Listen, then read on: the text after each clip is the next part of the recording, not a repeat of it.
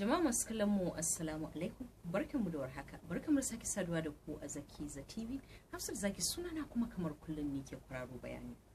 Yau a Zakiza TV wato bayanin da na taho da shi a kunshe kuma zan warware muku musamman domin ku jama'a masu kallon mu.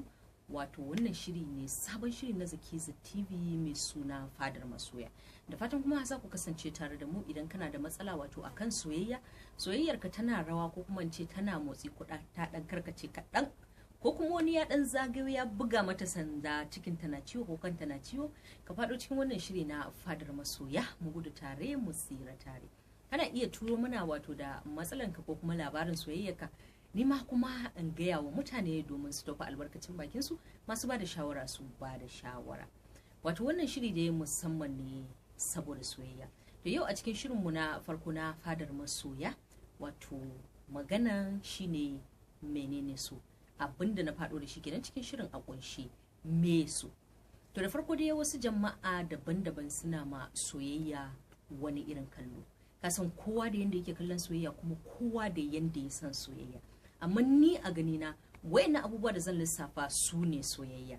Idan kuma kana da wani ƙarin bayani ko kuma kana ganin cewa ba haka bane, kai ma ka tofa albarkacin bakinka a ƙarƙashin wannan bidiyon ka bar sako domin kowa wato jama'a masu kallon mu su ma su san meye tunaninka ko kuma su gamsu su samu ƙarin bayani a wurinka. Da farko dai ni a wurina wato soyayya tana iya sa rago ya zama jarumi.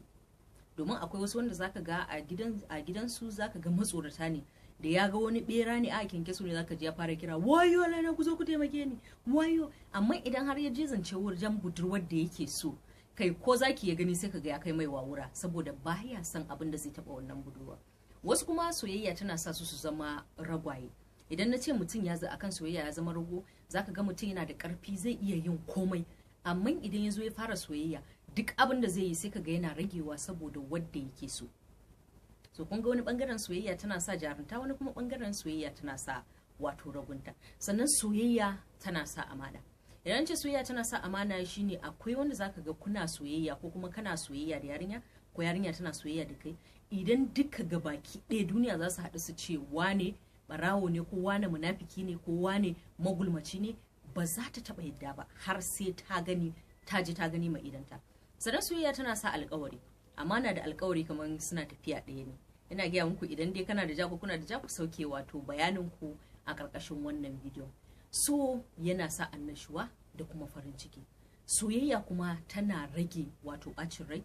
Dan mutane da yawa zaka gansu kullum suna cikin masifa, suna cikin baki cikin ka musu magana karan logo can ko ma baka musu magana ba kawai sai ka ga mutum shi kadai yana tafasa yana konewa kamar an sa shi a wuta. Ba wai wani abu bane rashin masoyi ne ko kuma rashin masoyiya ne a kusa.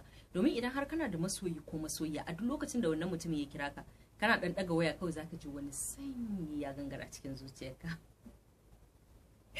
Na san ban sani ba ko kuma irin wannan abin yana samun ku ko kuma irin da ni ne kawai wannan tunani na ne kawai, shi yasa nace ka aje sakonka. Sannan soyayya abu ne wanda yake taba ruhi, bargo, jini da tsoka.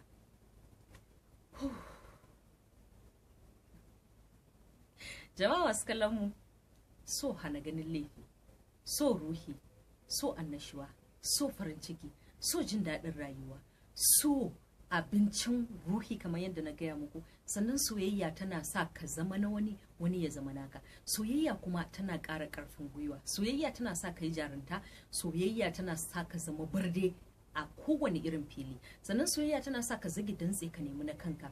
Soyayya kuma tana sa ka riƙe amana. Sannan soyayya tana iya ɗauko mutum wanda yake kan titi ya zama ya riga ya lalace ya gurɓace. Soyayya tana iya ɗauko shi ta dawo da shi kan hanya.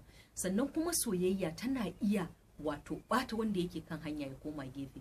So yana iya komai. Wannan a tunanina shine so. Abinda zai sa ka baka tunanin kowa sai wannan da kake hange, kuma baka jin maganan kowa sai wannan da kake hange. Ni a wurina Hafsat Zaki wannan shine so. Kai kuma a wurinka me so? Ban ce na sani duka ba, shi yasa nace kowa ya tofa albarkacin bakin shi.